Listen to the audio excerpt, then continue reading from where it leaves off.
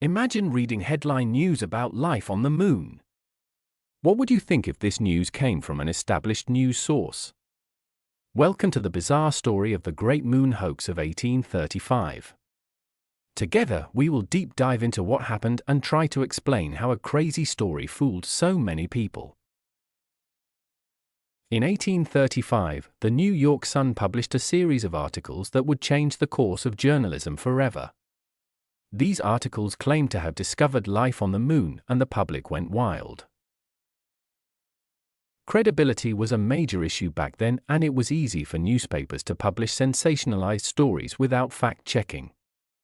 The Sun's articles were no exception, and the public's reaction was a mix of amazement and skepticism.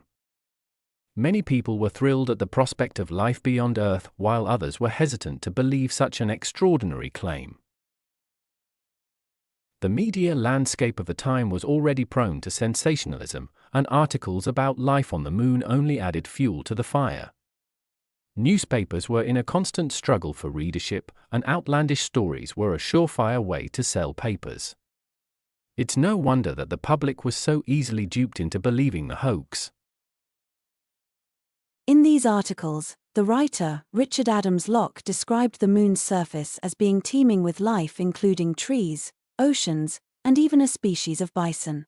The level of detail was impressive, and it's easy to see why so many people were convinced of its authenticity.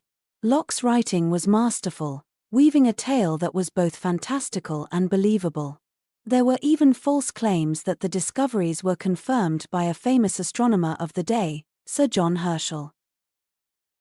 The descriptions of the supposed lunar inhabitants were equally vivid, with tales of winged humans and other bizarre creatures.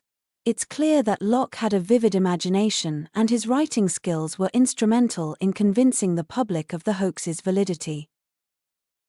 The societal context of the time played a significant role in the hoax's success. The idea of life on other planets was a hot topic, and many people were desperate to believe that we weren't alone in the universe. The moon hoax tapped into this sense of wonder and discovery, and people were eager to latch onto anything that seemed remotely plausible. But as with all good things, the hoax eventually came to an end.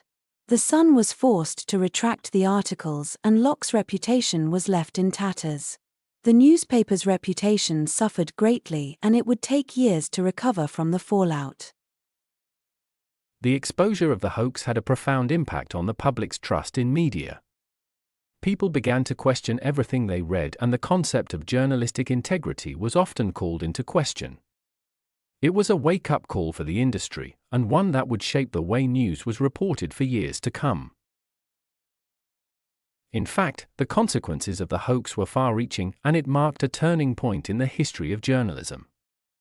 It highlighted the importance of fact-checking and accountability, and it served as a warning to newspapers to be more responsible with their reporting.